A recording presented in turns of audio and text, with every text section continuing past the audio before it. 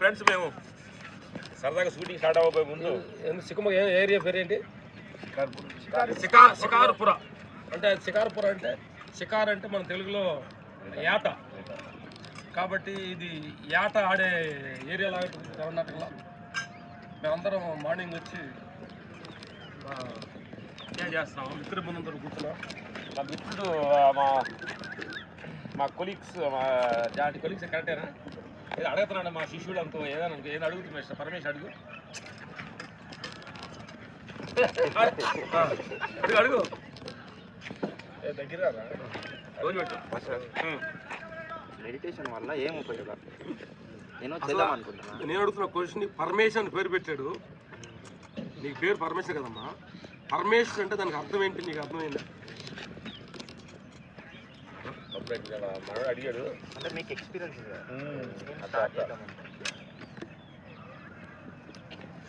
మనోడు అడిగాడు మెడిటేషన్ వల్ల ఏం బెనిఫిట్లు ఉన్నాయని.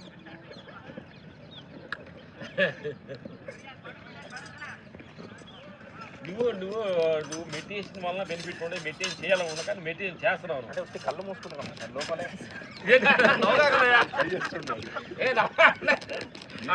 కళ్ళు మూసుకుంటావా?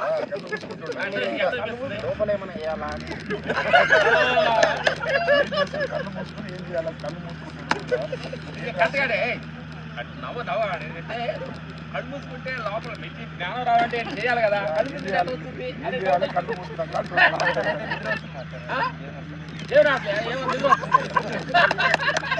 5 నిమిషాలు అయితే నిద్ర వస్తుందంట. కాదు ఏదో ఒకటి వస్తుంది కదా నీకు. కరెక్ట్ మంచి వస్తుంది. నిద్ర చేయాలని అడుగుతుంది. కరెక్ట్ మంచి ఐడియా నీకు. కళ్ళు కూర్చున్నావు ధ్యానం కానీ వచ్చి ఏం చేయాలంటే ధ్యానంలో 2 రకాల ధ్యానాలు ఉంటాయి. సంకల్ప ధ్యానం అని అంటారు. ఫస్ట్ స్టార్టింగ్లో సంకల్ప ధ్యానం అంటారు. ఆ తర్వాత సంకల్పం వచ్చిన తర్వాత నాకు ఏం లేని స్థితి ఒకటి 2. స్టార్టింగ్లో కావాలి నువ్వు సంకల్ప ధ్యానం చేస్తే నీకు నిద్ర రాదు. ఎలా విజన్ అనుకో అంటే విశ్వాన్ని కోరుకోవాలి.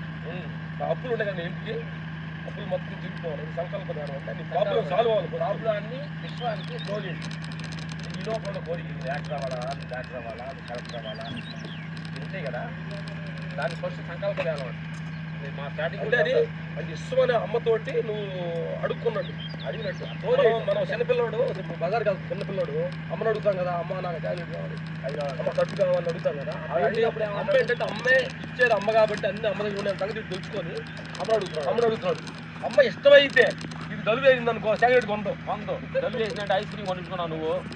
ఆ అమ్మాయి ఉంటుంది ఆయన దలుపు చేసి నీకు అడుగుతున్నావు, ఐస్ క్రీమ్ తింటే దలుపు చేసి వద్దు అని చెప్పి ఇంకోటి కొనిచ్చు.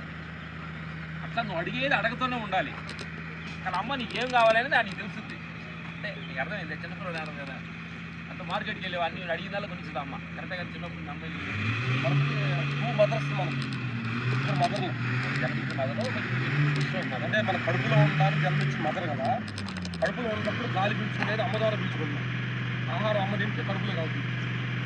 బయటకు వచ్చిన తర్వాత ప్రకృతి అమ్మ ద్వారా ప్రకృతి గాలి వస్తుంది. ప్రకృతి ఆహారం వస్తుంది వల్ల ప్రకృతి అమ్మ రెండో మదర్.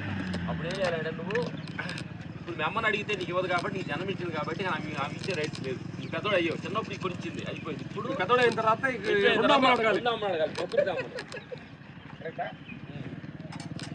అవి అడిగే అంటే కొంచెం ధర్మబద్ధంగా ఉండాలి.